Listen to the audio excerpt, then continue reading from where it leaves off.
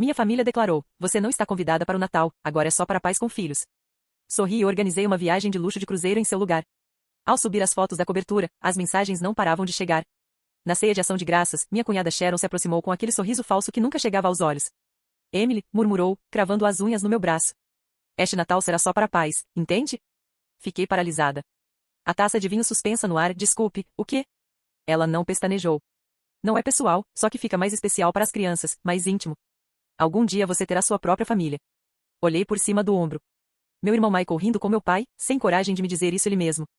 Minha mãe na cozinha provando como se fosse o mais normal. Minha irmã Jéssica, seus 2 filhos obviamente isentos desta nova regra, já parte do plano.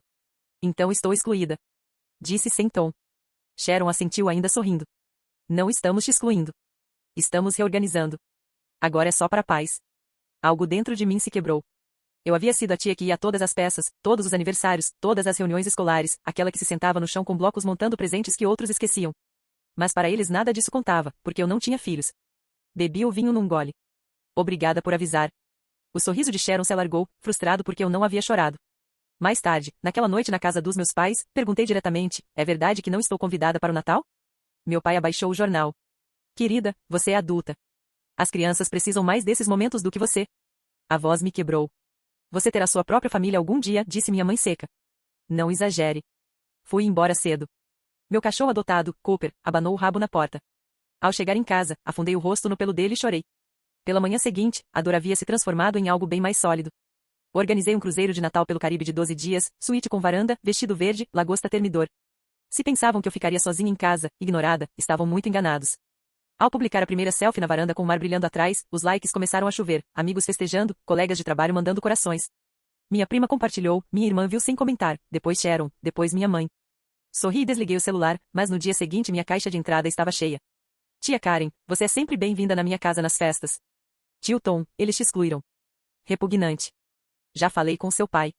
Ele está cometendo o pior erro da vida. As fissuras nos ideais perfeitos dos pais mal começavam, e já era Natal. Reclinei-me sobre as águas turquesa de St. Thomas. O sol queimava minha pele, mas eu não me importava. Pela primeira vez em semanas respirei sem o peito doer. Meu celular vibrou na espreguiçadeira. Ignorei. Eu havia bloqueado Sharon. Havia silenciado o grupo da família. Eu havia imposto limites e aquilo parecia estranhamente bom. Vibrou de novo e suspirei, peguei. Número desconhecido. Olá, senhorita Emily Rodrigues. Sou a doutora Patrícia Mendes, advogada da sua avó Madalena Torres. Minha avó, a única naquela família que sempre me protegeu, que me abraçava quando minha mãe me ignorava, que me repetia que eu valia mais que qualquer status ou filho. Aconteceu algo. Você está bem? Houve um silêncio do outro lado. Sinto muito, senhorita Rodrigues, sua avó faleceu há 3 dias. Infarto fulminante. Foi rápido. Não sofreu. O celular quase caiu das minhas mãos. O som do mar se desvaneceu. Só ficou um zumbido surdo nos meus ouvidos. 3 dias. Por que ninguém me avisou? A doutora Mendes pigarreou, desconfortável. Sua família optou por não informá-la até depois do funeral. Disseram que você estava ocupada, mas sua avó deixou diretivas muito precisas. Você deve comparecer à leitura do testamento. Só você, apenas você.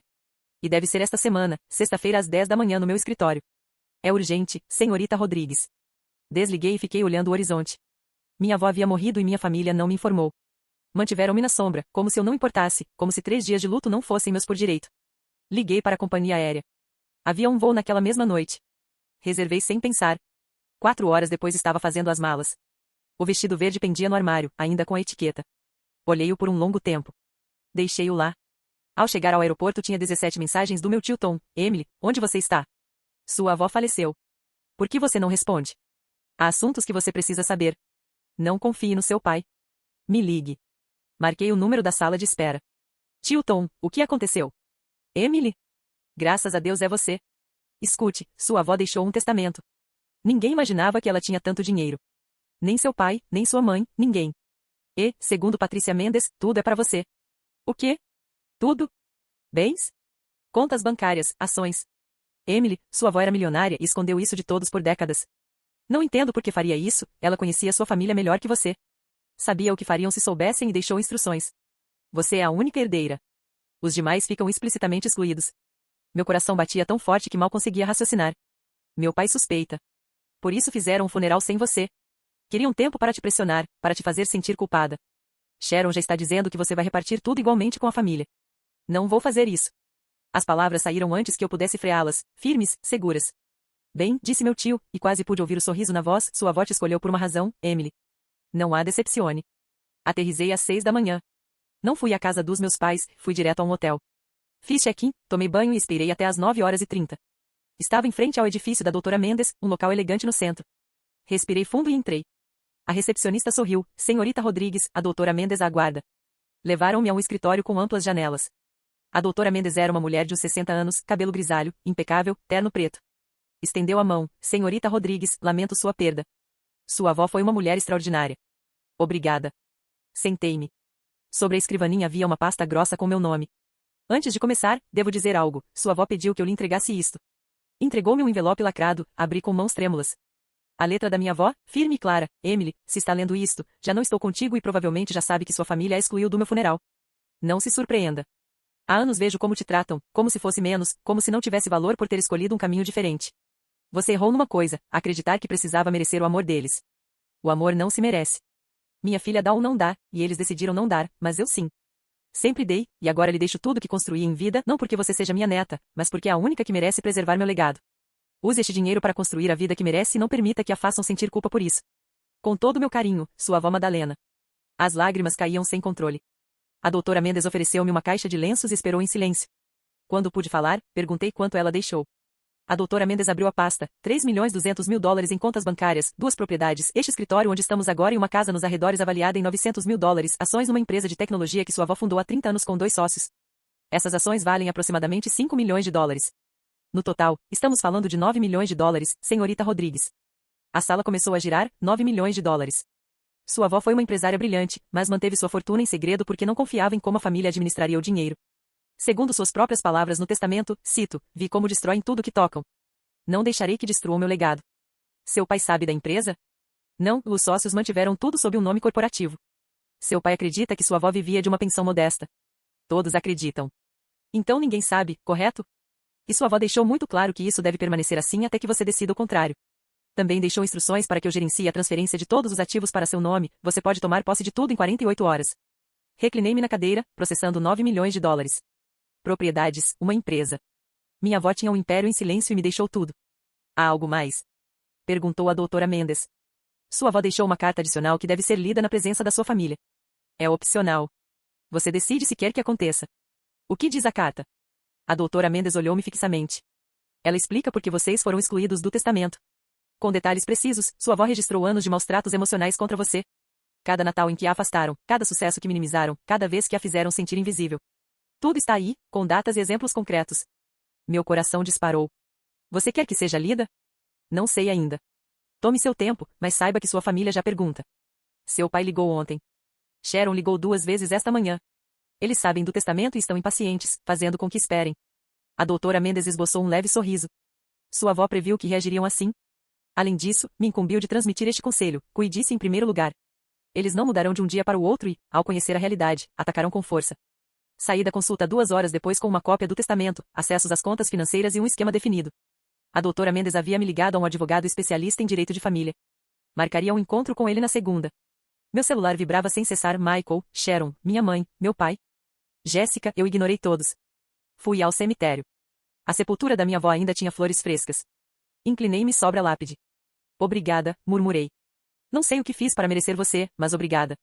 A brisa agitou as folhas e por um instante juraria que senti sua mão no meu ombro. Naquela noite no hotel liguei meu laptop. Pesquisei sobre a empresa da minha avó, Tech Vision Solutions, uma firma de software que criava mecanismos de proteção acessíveis, sólidos, com futuro promissor. Minha avó não apenas me deixou fundos, deu-me uma missão. Às 11 da noite, Michael bateu à porta do meu quarto. Não sei como me localizou. Emily, abre. Precisamos conversar. Não há assunto pendente. Referia-se à avó, ao testamento. Você não pode apropriar-se de tudo. A vida não é justa. Michael, consulte Sharon. Ela te explicará. Ouvi sua respiração agitada do outro lado da porta, depois passos se afastaram. Deitei-me e dormi melhor do que em meses, pois pela primeira vez na vida eu dominava e não planejava ceder. Na segunda, às 9 da manhã, eu estava no escritório do advogado indicado pela doutora Mendes, Ricardo Salazar, um homem de cerca de 50 anos com fama de invencível em juízo. Senhorita Rodrigues, analisei o testamento. É inatacável. Sua avó trabalhou com os mais hábeis. Não há como contestá-lo, e se sua parentela tentar, fracassarão e custará caro. O testamento estipula que qualquer impugnação terá os custos legais deduzidos do que eles esperavam receber. Sua avó previu cada detalhe. Requer que resolva algo adicional. Desejo controle total sobre as finanças da empresa e quero saber com precisão o que sua parentela fez com os fundos da minha avó nos últimos 10 anos. Por exemplo, meu tio Tom mencionou que meu pai vendeu um imóvel da família. Quero saber o destino daquele dinheiro. Ricardo assentiu e anotou. Vou examinar. Outro ponto. Desejo criar um fideicomisso que minha parentela não possa acessar em nenhuma hipótese. Astuto. Vou elaborar isso esta semana. Saí do escritório e fui direto ao banco. A diretora, uma mulher chamada Patrícia, me aguardava. Senhorita Rodrigues, bem-vinda. Temos tudo pronto para a sessão sobre as contas da sua avó. Assinei os documentos. $200.000 agora constavam em minha conta. O número no monitor parecia irreal. Precisa de mais alguma coisa? Sim, quero abrir uma conta nova, isolada, com acesso apenas para mim. Claro. Quanto deseja transferir? 2 milhões. Patrícia não mostrou surpresa. Excelente escolha. Sugiro também um cofre. Naquela tarde recebi a ligação que aguardava, meu pai. Emily. Precisamos conversar hoje em casa. Estarei ocupado, não é súplica. Trata-se da sua avó. Toda a parentela estará às 6. Certo. Estarei lá. Desliguei e contatei Ricardo. Eles tentarão me intimidar hoje à noite. Pode me escoltar? Estarei aí às 5h30. Chegamos juntos à residência dos meus pais. Michael estava na entrada fumando. Olhou-me com rancor ao sair do carro. Trouxe um advogado. Que tipo de filha age assim? A que aprendeu com esta família. Entramos. A sala estava lotada. Meu pai em sua poltrona preferida, minha mãe no sofá, Jéssica com o marido e Sharon, claro, no epicentro como se comandasse a casa. Emily, pronunciou meu pai sem se levantar, suponho que saiba o motivo da sua presença. Não, na verdade ignoro. O testamento da sua avó é inadmissível. Inadmissível legar tudo a você, nos excluir. Evidentemente ela estava confusa. Ricardo deu um passo à frente. Senhor Rodrigues, sou Ricardo Salazar, advogado da senhorita Rodrigues. A senhora Madalena Torres foi avaliada por 2 psiquiatras independentes 3 meses antes de falecer, ambos atestaram plena capacidade mental. Se optarem por contestar o testamento, têm esse direito. Mas custará, ao menos, $100.000 em honorários e falharão. Meu pai empalideceu. Isso é absurdo. Emily, seja sensata. Você faz parte desta família. Agora eu faço. Há 3 semanas eu não fazia. Há 3 semanas eu não era convidada para o Natal porque não tenho filhos. Sharon levantou-se do sofá. Foi um equívoco. Jamais quisemos que se sentisse excluída. Minhas palavras foram precisas, o Natal é só para progenitores. Lembra, Sharon? Você disse isso enquanto enfiava as unhas no meu braço. Eu estava exagerando. Tirei meu celular e ativei uma gravação. A voz de Sharon encheu a sala, não é pessoal, só que fica mais encantador para as crianças, mais caloroso. Algum dia você encontrará sua própria família. Sempre registro conversas importantes. Por precaução. Sharon ficou boquiaberta. Michael a olhava como se a descobrisse pela primeira vez. Entendo que esteja magoada, falou minha mãe, mas sua avó não teria querido isso. Desmembrar a família. Minha avó escreveu uma carta detalhando exatamente por que agiu assim. Querem que eu leia? Silêncio absoluto. Tirei a carta da minha bolsa e Ricardo me havia fornecido uma cópia naquela manhã. Ela dizia, observei como tratam a Emily como se fosse invisível, como se não tivesse valor por optar por não procriar. No Natal do ano passado, Sharon disse que ela não era bem-vinda. Emily chorou horas no meu ombro e vocês não intervieram. Mãe, interrompeu minha mãe, eu não sabia de tantas coisas. Quando Emily conseguiu sua promoção, ninguém da família a parabenizou. Quando Michael comprou sua casa, fizeram festa. Quando Emily correu sua primeira maratona, ninguém foi vê-la. Mas quando os filhos de Jéssica fizeram a apresentação escolar, todos compareceram. Jéssica baixou o olhar. Minha avó documentou 20 anos disso, 20 anos me fazendo sentir insuficiente, e vocês pretendem que eu divida o dinheiro que ela juntou trabalhando incansavelmente para possuir algo só meu, que vocês não pudessem manipular. Não é justo, disse Michael. Somos parentes. Onde estava essa família quando me excluíram do funeral da avó? Ela faleceu há 5 dias. Soube por sua advogada. Vocês decidiram que eu não merecia despedir-me. Meu pai levantou-se. Devolva esses fundos à família ou se arrependerá. Ricardo avançou. É uma ameaça, senhor Rodrigues. Pois se é, posso pedir uma medida cautelar agora mesmo. Não terminou. Resmungou meu pai. Tem razão. Não terminou, porque agora vou usar o dinheiro da minha avó, como ela queria, para erguer algo que vocês não possam controlar ou dominar, e farei isso em sua homenagem. Virei-me e saí. Ricardo atrás de mim. No carro, as mãos tremiam. Agiu com firmeza, disse Ricardo. Estabeleceu limites. Isso é crucial. E agora? Agora aguardamos. Eles tentaram algo. Sempre tentam, mas estaremos preparados. Naquela noite Jéssica me contactou. Emily, preciso falar contigo em particular. Para quê? Para pedir desculpas e te contar algo sobre a Sharon. A voz tremia. O que acontece, Jéssica? Sharon não só te marginalizou, ela vem desviando o dinheiro dos meus pais há anos, e suspeito que Michael saiba. Combinamos nos ver num café longe da casa dos meus pais. Ela chegou com olhos vermelhos, como se tivesse chorado a noite inteira. Obrigada por vir, disse ao sentar-se. Duvidava que viesse. Você mencionou coisas sobre a Sharon. Diga. Jéssica tirou o celular e mostrou-me uma sequência de capturas, extratos bancários, transferências, e-mails. Sharon vinha acessando as contas da mamãe e do papai nos últimos 3 anos. Valores modestos no início, 500 aqui, 1000 ali.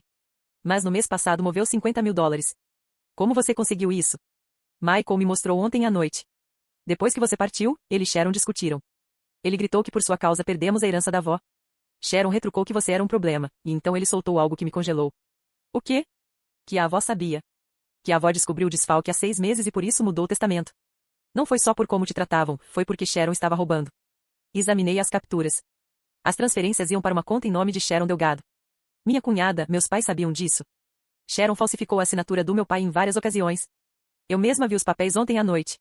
Michael os guardou como prova. Por que me conta isso? Porque estou exausta, Emily.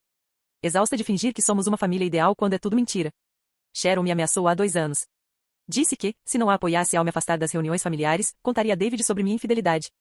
Você teve uma infidelidade há 3 anos, disse ela. Foi um erro, concluiu rápido, mas Sharon soube e usou isso para me dominar. Me forçou a alinhamento. Mesmo quando me excluíram das festas, Jéssica começou a se afastar. Sinto muito. Deveria ter lutado por você. Deveria ter te protegido. Segurei sua mão na mesa. Michael sabe de tudo.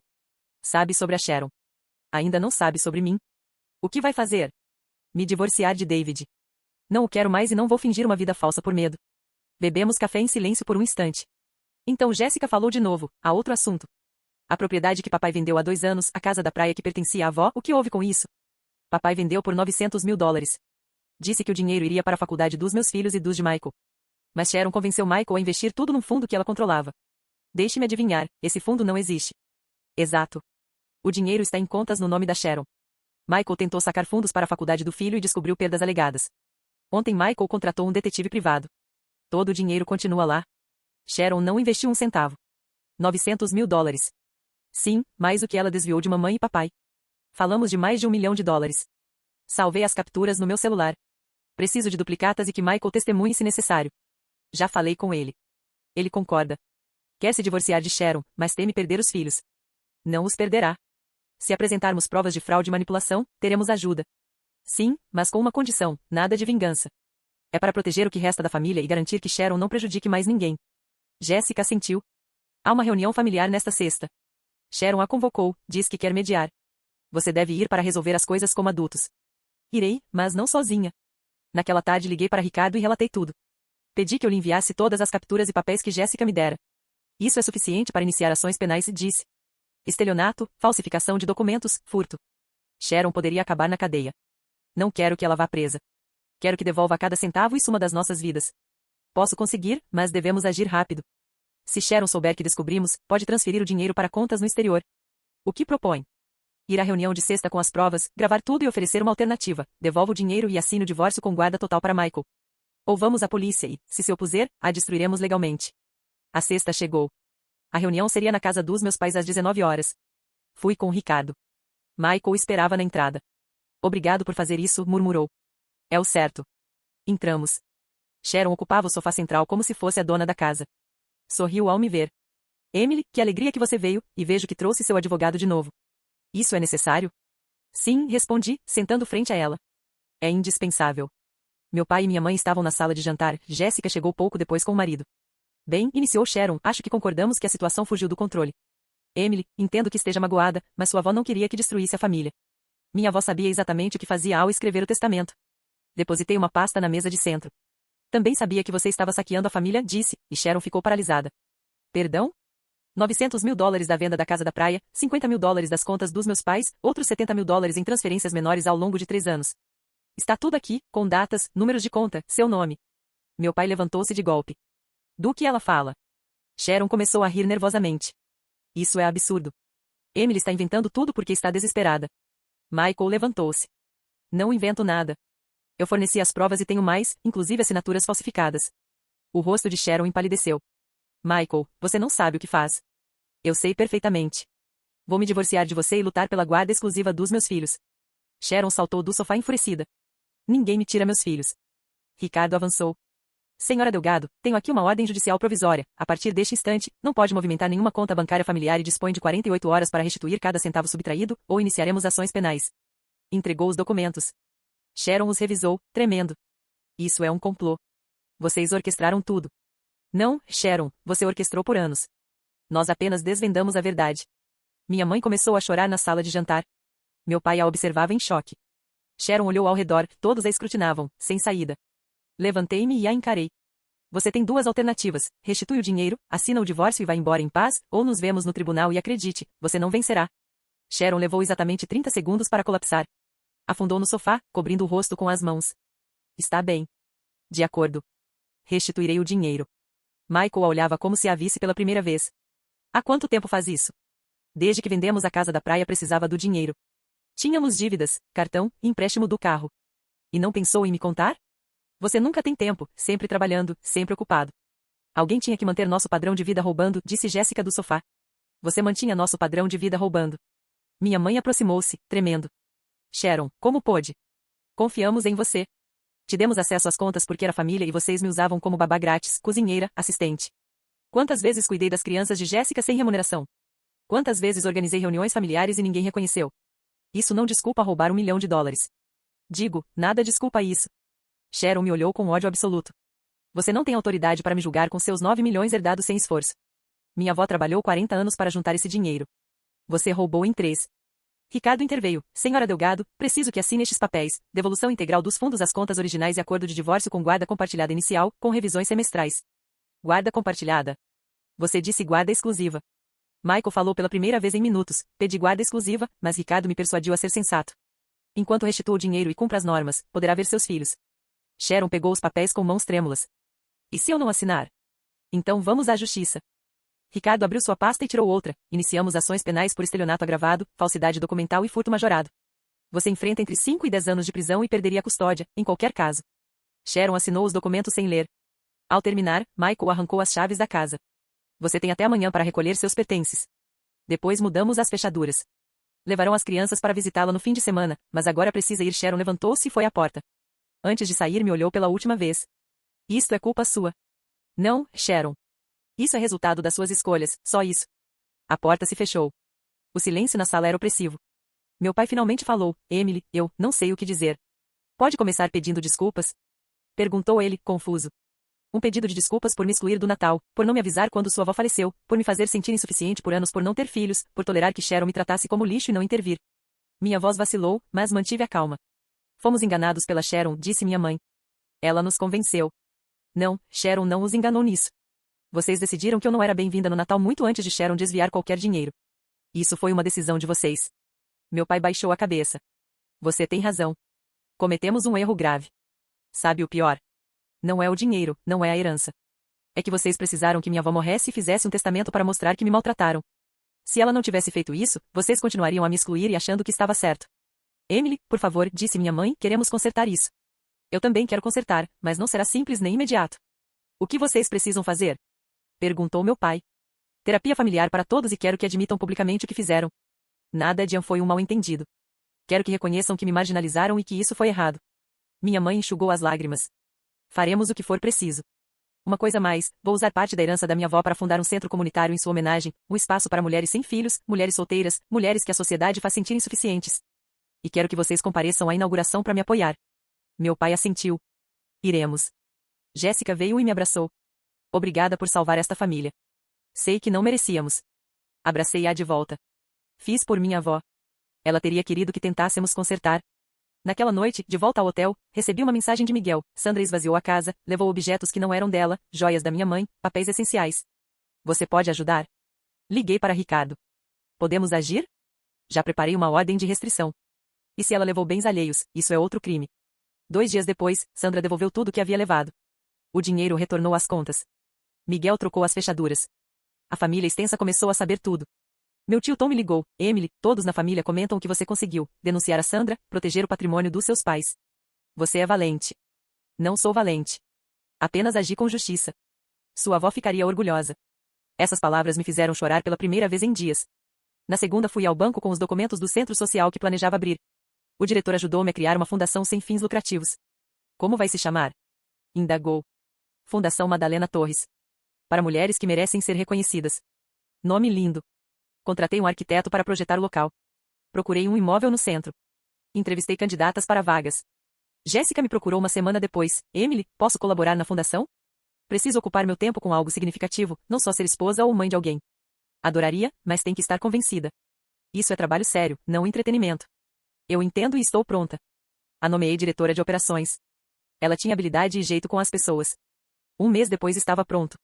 O centro ofereceria cursos de capacitação, grupos de apoio, orientação jurídica gratuita e um espaço compartilhado para empresárias. Enviei convites à parentela, amigos, colegas de trabalho. Sandra não recebeu nenhum. Na véspera da inauguração meu pai me telefonou. Emily, podemos conversar antes? Claro.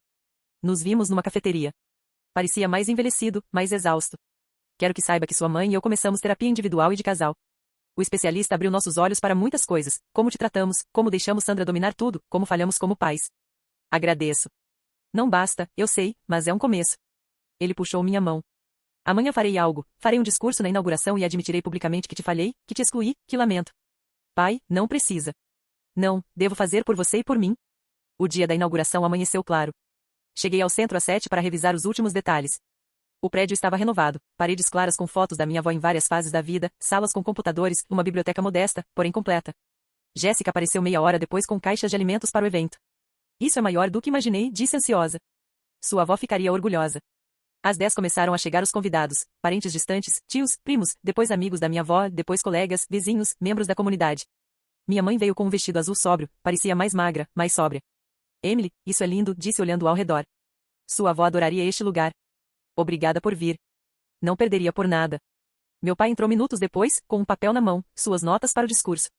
Miguel veio com os 2 filhos, o mais velho, Daniel, tinha 17, a mais nova, Sofia, 15.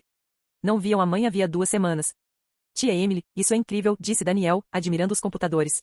Posso usar o espaço para trabalhar? Claro, é para isso mesmo. Às 11 todos estavam reunidos no salão principal, havia pelo menos 100 pessoas, mais do que o previsto. Subi ao pequeno palco que armamos. O microfone apitou antes de estabilizar. Bom dia. Obrigada por virem. Este centro existe por causa de uma mulher que nunca permitiu que dissessem que ela não valia o suficiente, minha avó, Madalena Torres. Alguns aplaudiram. Ela ergueu um negócio próspero numa época em que mulheres não faziam isso. Criou seus filhos sozinha após ficar viúva jovem e jamais deixou que a sociedade ditasse seu valor. Fiz uma pausa. Este centro é para mulheres como ela, mulheres sem filhos tratadas como defectivas, mulheres solteiras vistas como casos a consertar, mulheres que a sociedade torna invisíveis. Aqui vocês são vistas. Aqui vocês importam. Os aplausos foram intensos. Convidei meu pai, Roberto Rodrigues, para dizer algumas palavras. Ele subiu ao palco, parecia frágil, exposto. Não preparei um discurso polido, começou. Porque o que vou dizer não merece adornos. Há 2 meses disse à minha filha que não era bem-vinda no Natal familiar. Disse que as celebrações eram só para pais e que não tinha lugar em nossa mesa por não ter filhos. Ouviu-se murmúrio no público. Quando minha mãe morreu, não avisei a Emily. Deixei que soubesse pela advogada. E ao saber que minha mãe deixou tudo para Emily. Irritou-me. Achei injusto. Meu pai pigarreou, mas minha mãe sabia algo que eu negava, que havia falhado como pai e que me custou perder algo inestimável, a confiança e o respeito da minha filha. Algumas mulheres na plateia choraram.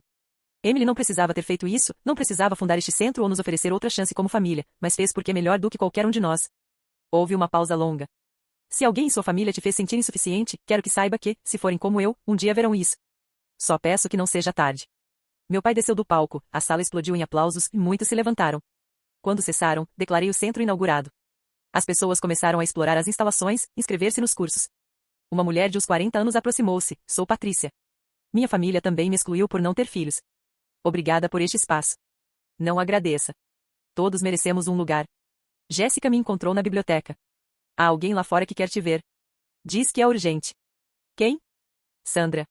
Saí ao estacionamento, Sandra estava ao lado do carro, exausta, com olheiras. O que faz aqui? Queria ver o que você construiu com o dinheiro da avó. Você já viu. Pode ir embora, Emily. Espere, vim para pedir desculpas. Já é tarde, eu sei, mas preciso dizer, arruinei tudo, meu casamento, meu vínculo com os filhos, a confiança familiar, por dinheiro que não precisava. Então por que fez? Por inveja. Inveja de mim? Sim. Você era livre, sem obrigações, sem fingir felicidade em jantares. Eu tinha o que uma mulher supostamente quer, marido, filhos, lar bonito, e era infeliz. Isso não desculpa. Sei. Por isso não peço perdão. Só quis lhe contar a verdade. Sandra entrou no carro. Está bem? Perguntei antes que ela partisse. Não, mas um dia estarei. Ela se foi. Percebi que não sentia prazer em vê-la assim, só pena pelo que poderia ter sido diferente. Voltei ao centro. Miguel me procurou. O que queria Sandra? Perguntou. Pediu desculpas do jeito dela. Perdoou-a. Não sei se conseguirei perdoar totalmente, mas posso deixá-la ir, e isso já basta por agora. Ao fechar o dia, quando todos partiram, fiquei sozinha no salão principal. Olhei as fotos da minha avó nas paredes. Consegui, avó. Construí algo valioso, algo que ajudará outras mulheres como nós. Meu celular vibrou, uma mensagem da minha mãe, obrigada por hoje, por nos dar outra chance. Te amo, respondi simplesmente. Eu também. Jéssica entrou com 2 taças de vinho. Por sua avó e por você, brindou. Bebemos em silêncio. Sabe o melhor? Disse Jéssica. Que você não busca mais a aprovação de ninguém, nem da mãe, nem do pai, nem da Sandra. Você não espera mais ser valorizada. Você se valoriza sozinha. Ela tinha razão. Passei anos desejando que minha família me visse, me aceitasse, me incluísse, agora percebia que não precisava disso. Conheci meu valor e ninguém podia tirá-lo.